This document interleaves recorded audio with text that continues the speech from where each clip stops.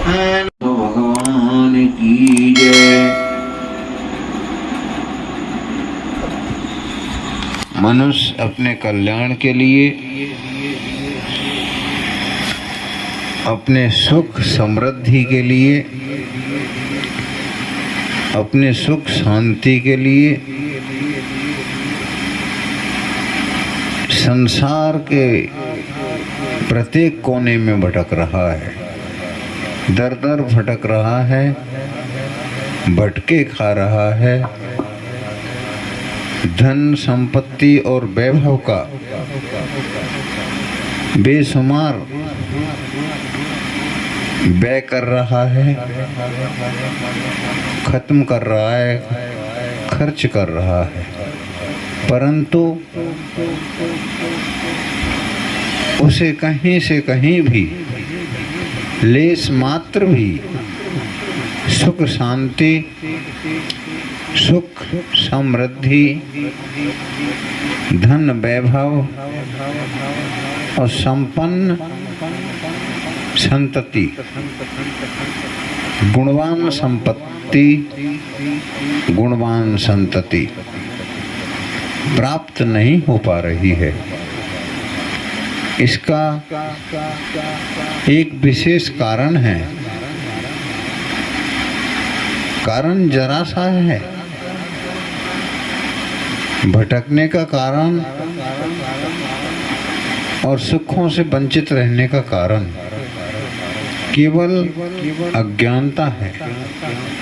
अज्ञानता के साथ साथ मनुष्य अकर्मण्य बन के रह गया है।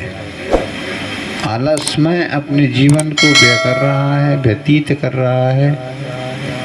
अधिकांश जीवन को मशीनरी के ऊपर निर्भर होकर चल रहा है, जी रहा है।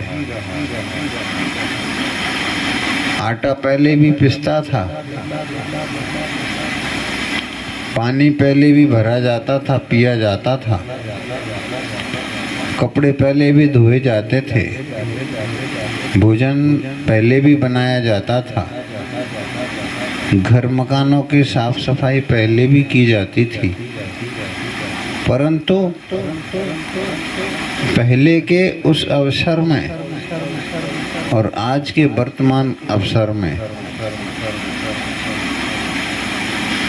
अगर देखा जाए तो जमीन आसमान का फर्क नजर आता है। पहले हाथों से कपड़े धोए जाते थे, मोंगरी से कूट कूट के उनका मैल निकाला जाता था।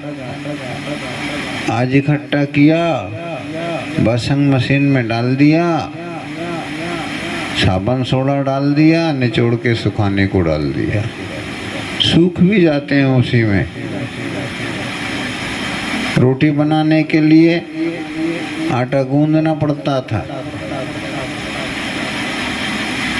रोटी बनाने के लिए लोई तैयार की जाती थी, फिर रोटी को बेला जाता था, फिर उसको सेका जाता था। आज मशीन में आटा डाल दिया, रोटी बन के बाहर आ गई।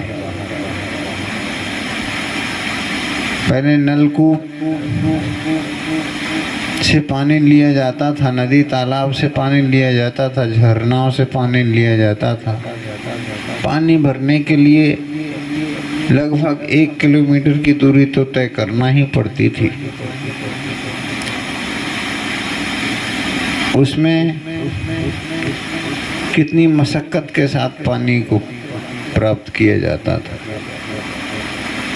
दिशा मैदान के लिए भी 1-1 किलोमीटर की दूरी तक लोगों को जाना पड़ता था। पानी का खर्चा बचता था, पानी का व्यय बचता था, शारीरिक परिश्रम हो जाता था, जिससे मनुष्य की बीमारियों का नाश होता था। वह शारीरिक परिश्रम मनुष्य के लिए अमृत तुल्य औषधि के समान था। वो गुणवत्ता रोटी मिलती थी, वो गुणवत्ता सब्जी मिलती थी, वह गुणवत्ता जल मिलता था, वह गुणवत्ता वायु मिलती थी।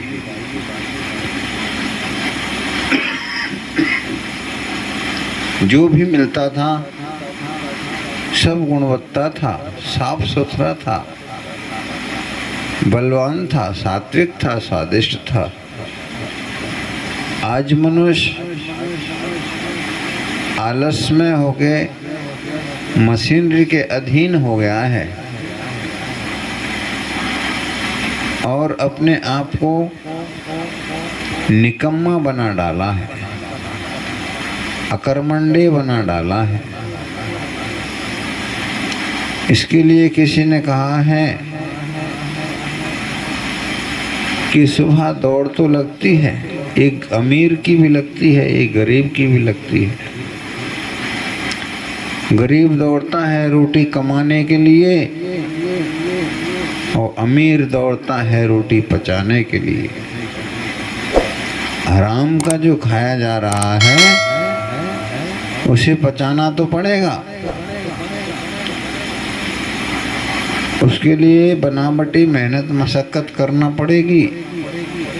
लोगों को दिखाना होगा कि हम सुबह मॉर्निंग वॉक करने जाते हैं, हम दौड़ते हैं, हम परिश्रम करते हैं, योगा करते हैं। इस योगाभ्यास से हम स्वस्थ हैं, परंतु नहीं, योगा का केवल नाम सुना है, योगा से परिचित नहीं है। दुकानदारों के पास योगा की कैसेट मिलती हैं और कैसेट से कभी ज्ञान प्राप्त नहीं होता। बगैर गुरु के ज्ञान प्राप्त नहीं होता। गुरु के सानिध्य में रह के हम योग अभ्यास जब करते हैं, वहाँ यदि हमारे अंदर कोई त्रुटि पाई जाती है तो तत्काल गुरु हमें टोक देते हैं और उसे उचित रास्ते